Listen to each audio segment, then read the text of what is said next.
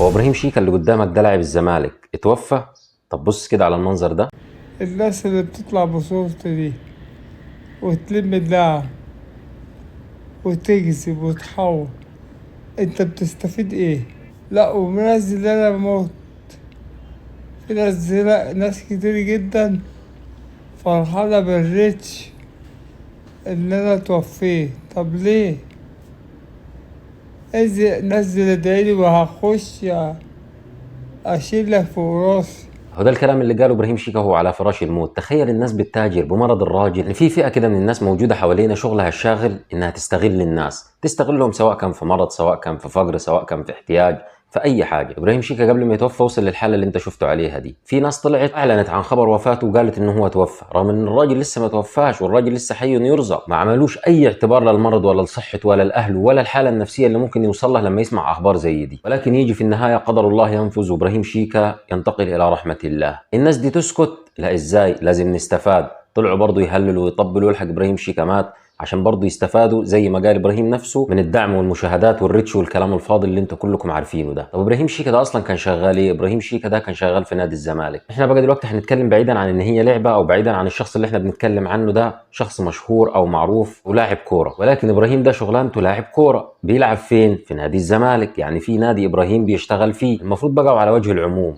اي حد بيشتغل في مكان مش المفروض المكان بتاعه بيوقف جنبه ويدعمه ويساعده لغايه ما يطلع من الحاله اللي هو فيها؟ طب بناء على اللي كان منتشر واللي الناس كلها شافته السنين اللي فاتت كلها والمعاناه اللي كان بيعانيها ابراهيم في مرضه، بعيدا عن الناس اللي ساعدوه طلعوا بعد كده شهروا بيه وقالوا ان احنا ساعدناه، النادي فين من اللي كان بيحصل لابراهيم قبل كده؟ احنا عارفين ان هي اقدار واجال مكتوبه، ولكن لكل شيء سبب. لانه على عين الناس كلها ابراهيم طلع وناشد الجميع وراح للجميع، وحتى زوجته ناشدت الكل، ولكن لا حياة لمن تنادي. ما فيش أي حد وقف جنب إبراهيم ولا ساعده، إلا وإن كان القلة القليلة الغير معروفة. بخصوص الموضوع ده أنا هنا عندي استفسار. أنا شخص لا ليا في الكورة ولا بتفرج عليها ولا بحبها ولا أعرف عنها أي معلومات. اللي خلاني طلعت اتكلمت في موضوع النهاردة مش عشان أنا بفهم في الكورة ولا أنا راجل كروي، وإنما اللي خلاني طلعت واتكلمت النهاردة من الجانب الإنساني مش من الجانب الكروي. الناس اللي مش عايزة تفهم وتقتنع ويوصل لها إن اللي بتتفرج عليه ده كورة مش حاجة زي أهمية، يعني اللي بتتفرج عليه ده يعتبر ترفيه. إيه اللي يوصل ساعات بعض الأشخاص إنها تتعصب وتتنرفز وتبص تلاقي اتنين ممكن يمسكوا في خناق بعض بسبب ماتش كوره، وبسبب الاهلي او بسبب الزمالك او بسبب ده خد ايه او بسبب ده ما خدش ايه او بسبب الكاس او بسبب السوبر وكل الاسباب الفاضيه اللي ملهاش اي 30 لازمه دي.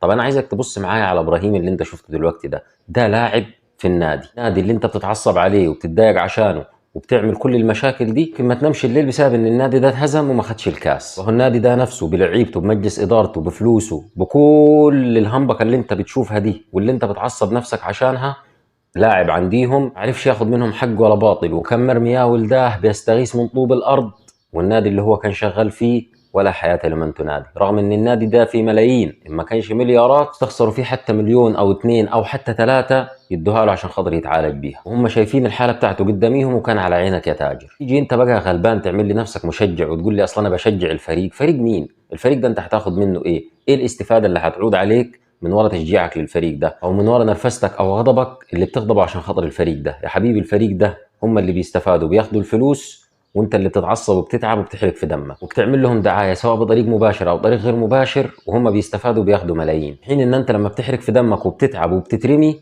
محدش هيسأل فيك. نفس القصة اللي حصلت من كام يوم برضو اللي بيقول انها اللاعب مات، ونفس القصة برضو اللي حصلت لأحمد رفعت قبل كده، كلها ضجة وبليكة وبمبليكة وبعد كده ما بياخدوش حق ولا باطل. فأتمنى يا حبيب أخوك تريح نفسك كده وتهدي أعصابك وبلاش تاخدك الحمقى الكدابة قصة تشجيعك للكورة، لأن أنا شفت بنفسي وبعيني ناس بتعمل عمايل ما يرضيش بها ربنا برضو بسبب موضوع الكورة ده. عن نفسك وأكل عيشك وخليك عارف إن اللي أنت بتتفرج عليه ده ما هو إلا شيء ترفيهي مش أساسي. يعني أنت تراعي حياتك ولما تكون متضايق عشان ترفه عن نفسك تروح تتفرج لك على ماتش كورة، ولكن ما تبقاش الكورة هي الأساس في حياتك. أما الناس اللي بتستغل ظروف الناس وبتستغل مرضها وبتستغل حجتها وبتستغل فقرها وبتستغل عوزتها علشان خاطر يستفادوا من وراهم وياخدوهم لحم وبعد كده يرموهم عظم، فالناس دي مش هقول لهم غير حاجة واحدة بس: حسبي الله ونعم الوكيل وعند الله تجتمع الخصوم. ربنا يرحم اللاعب المحترم شيكا ويغفر له ويصبر أهله ويجعل مرضه في ميزان حسناته